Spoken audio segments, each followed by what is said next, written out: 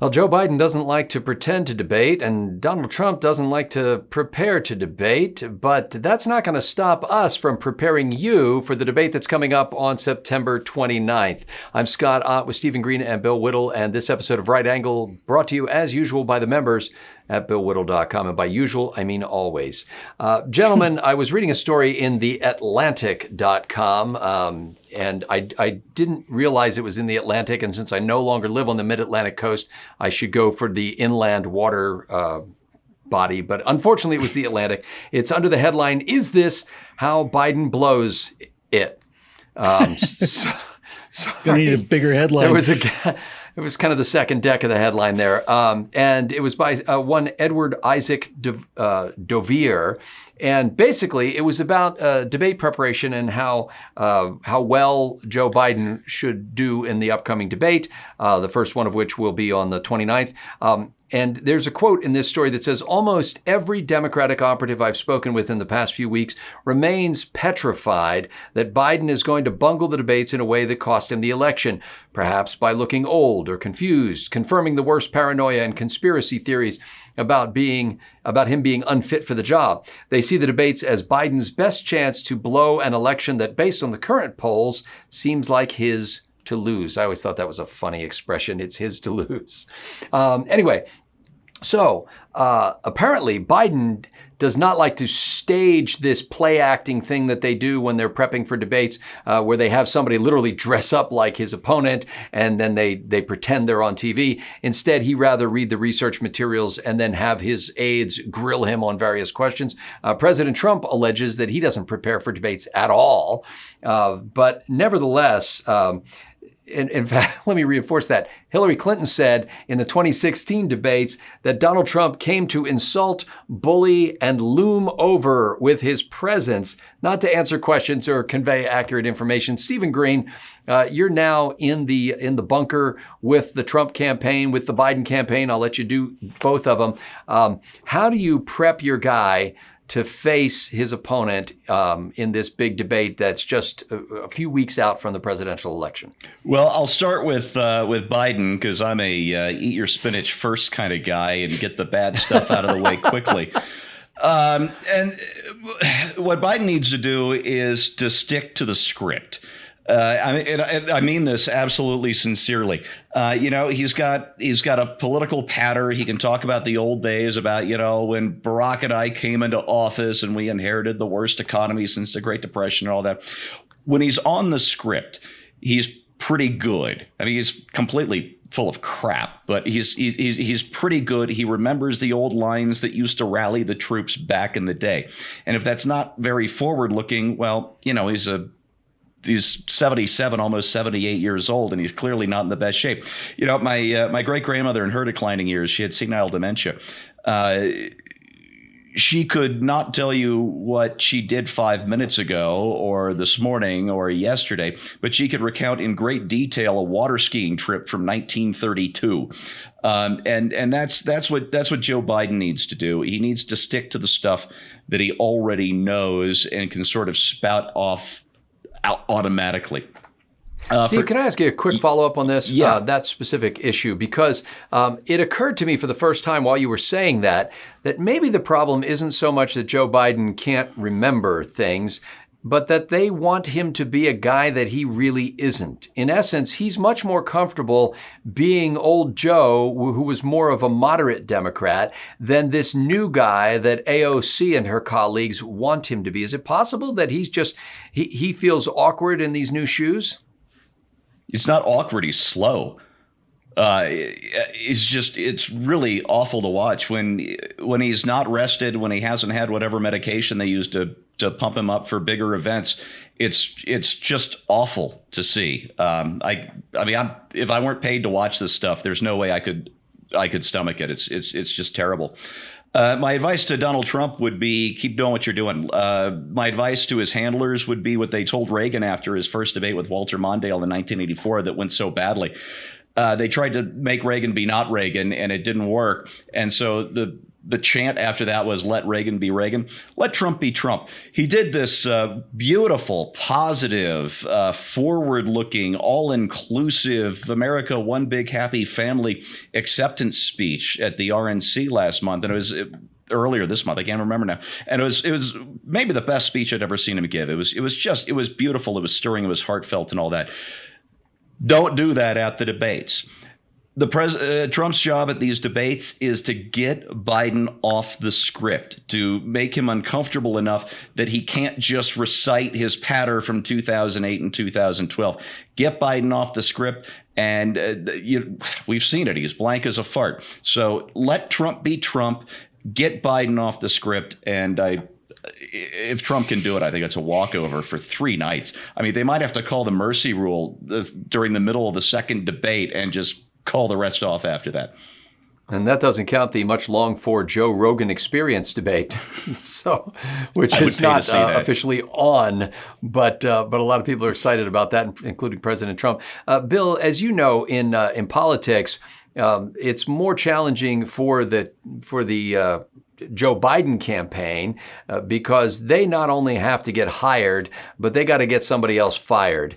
And people have a tendency to, even when they're not completely happy with something, tend to cling to something that they already know rather than jump ship in the middle of a crisis and move to something that they don't know. How would you counsel each of these campaigns going into these debates? And would you do anything different than what Steve just suggested?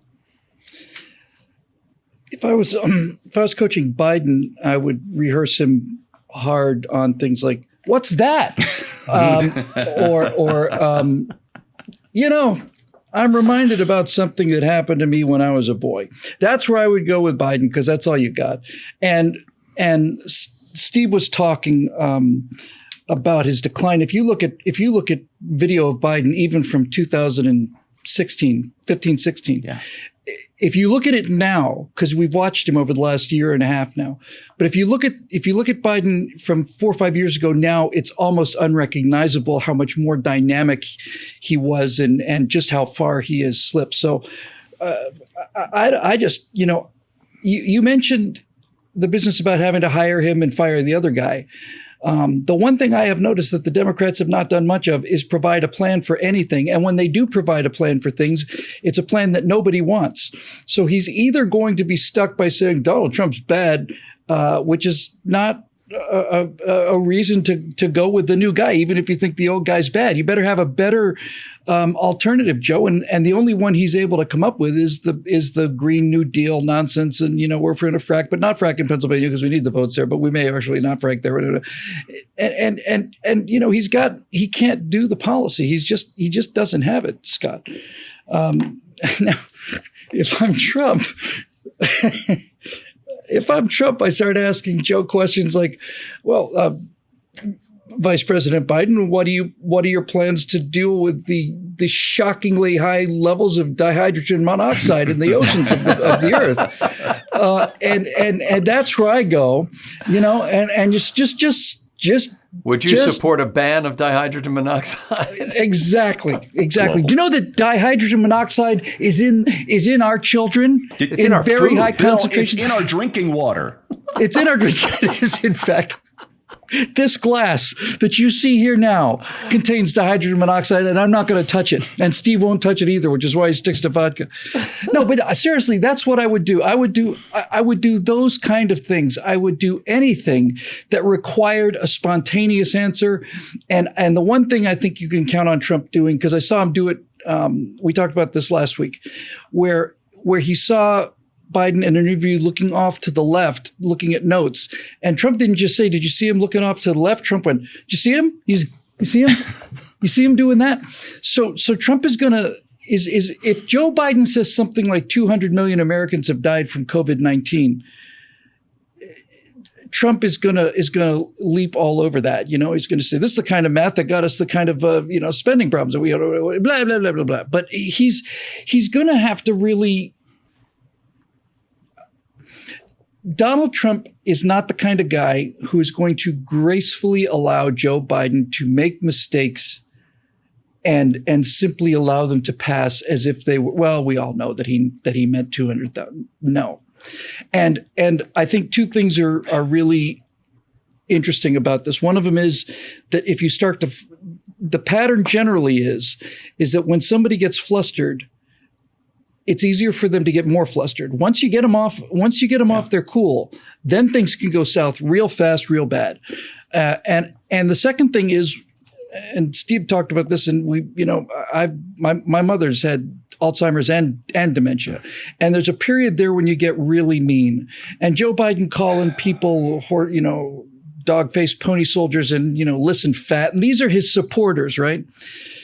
If Trump gets under his skin and Biden starts getting into that mode, into mean mode, if he starts challenging Donald Trump to push-ups or this kind of thing, then I think it's the smart thing that Trump would do in a case like that is to actually just kind of like put the pistols down and just say, folks, this is I'm not going to. It's just pointless to kick a guy when he's down like this. I think that'd be the crowning thing for Trump to do would be if Biden has enough of a meltdown for Trump to just say, this isn't right. This isn't right. And for those of you who recall it, you'll be, of course, reviewing the Penn and Teller dihydrogen monoxide polling situation that they did on campus. But I wanted to give full credit to them for that little bit because as brilliant as we are, we didn't come up with that one. It is very fun.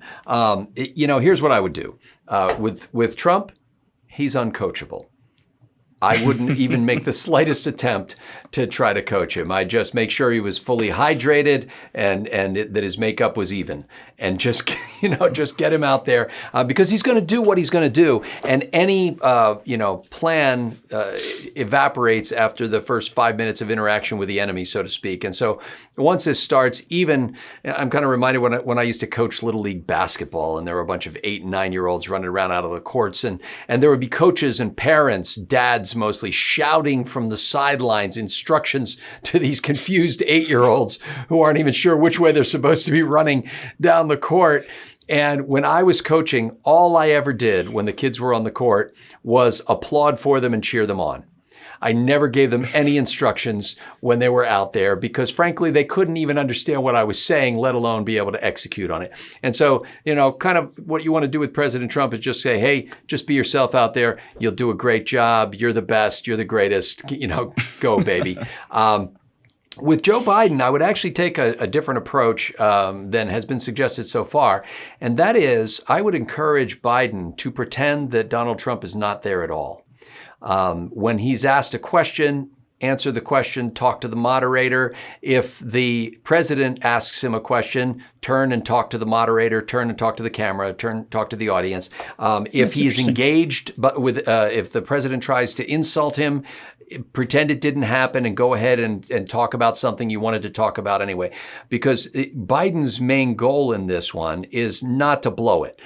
There's no real put away punch that you can throw in a debate like this that's going to, if you suddenly soar oratorically, that you're going to suddenly win the election. The main thing you want to do is, in this case, while it doesn't work in every situation, is to play to not lose. And in Biden's case, the last thing in the world he wants to do is make Donald Trump the center of attention because Donald Trump needs to be the center of attention. So any of that action that happens is going to have to be between Trump and the media if I'm coaching Biden. And I would literally just say, pretend every time Donald Trump is talking, all you hear is, wow, wow, wow, wow, wow, wow. And then go on. That's all he hears. Pretend, maybe all he hears anyway. But just pretend he's not even there and go on and just talk about the things that you think are important. And the other thing is, take it very seriously. Don't get sarcastic. Don't be snarky about it. Because if anything, you've got to present a contrast. And if you've got one guy who's slinging insults and sarcasm on the other side, your key goal here is to play straight. Like, you're going to be a different kind of president, so act different. Don't act like every other politician, and don't certainly act like Donald Trump. Be serious about the challenges that face this country. Don't be alarmist. Just speak frankly and look people in the eye through the camera. And it's probably the best you can hope for. I continue to contend that Joe Biden is going to come across as merely competent in this debate, and that'll be enough for him. It's not enough to win the election, unfortunately, because he's still going to lose that. But that's the way the story goes. And he'll have 2 more debates to do before he loses the election. So we all have that to look forward to. For Bill Whittle and Stephen Green, I'm Scott Ott. Thanks for watching.